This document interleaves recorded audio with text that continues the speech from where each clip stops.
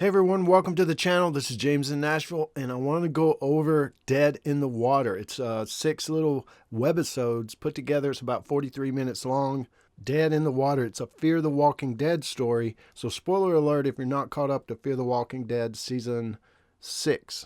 I won't break down what happened just scene by scene and all that kind of stuff, frame by frame or anything like that. I'll give an overall view of what happened and then my thoughts on it. So we do have Riley from Fear the Walking Dead Season 6. He's on the USS Pennsylvania, the nuclear submarine that is in the Gulf of Mexico. They haven't had any radio communication. They're getting spotty messages and stuff that don't make sense. They've got a sick guy on board that needs a medevac and nothing's coming. So they have to do an operation on him, which they didn't have the right equipment or right stuff or right medication, something, and the doctor didn't know. The doctor on board had never performed a procedure like that. On land, it should have been a simple procedure. The guy would have lived, but he died. Thus, that started the chain of walkers.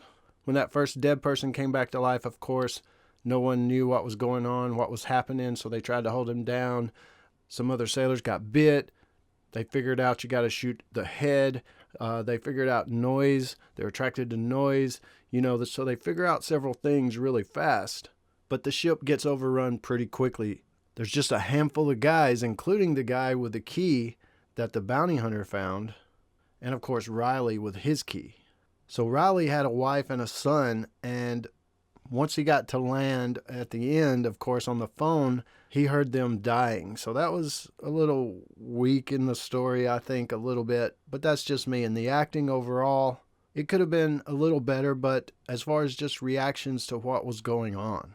They did get a message to send a missile to Chicago, blow it up. They didn't do that. Of course, some missiles shot all over Texas later on in Fear the Walking Dead Season 6, but they were given the order and it was official, so the order did come down from the top. I do wonder why it's just Chicago and nowhere else. Imagine they did what Atlanta did, said it was a safe zone, called as many people there as they could, safe zone falls, and then they want it bombed. It's just out of hand. They can't control it and napalm or nuke it or something. But this did come down the line officially. We haven't heard of any other bombs going off as far as nuke bombs in cities or anywhere else in the country, but if that command came down to the sub, could another command have went to a different sub or a different silo or a different place where a missile could have fired? And were any of those orders carried out? We just don't know. But overall, I did enjoy it. I liked it. It didn't give any real information or any cool information from topside like I thought. I was hoping, the guy listening to the radio, he picked up an FM from Houston. I just wonder why they couldn't pick up even more transmissions. You'd think as the world is falling, radio transmissions would actually increase because everybody would be talking.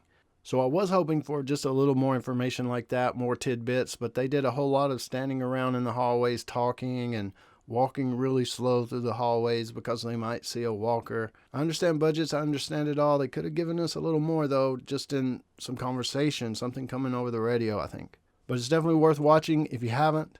And we do see Teddy at the end walking up to Riley as he was about to put a bullet through his brain saying, hey, it's just the beginning. So that's the story of Dead in the Water. From that point, I guess you can fill in a lot of the blanks up all the way to Fear the Walking Dead Season 6. The guys spray painting their slogan, the end is the beginning, on the sub. They're looking for that other key, of course, to try to end the world again. But cool little webisode. Wish they'd do more of them. Wish they'd give us more info in them and stuff like that. But hey, you let me know what you think about it down in the comments below, and I will join you there. This is James in Nashville. As always, thanks for watching, and stay tuned for more dead stuff.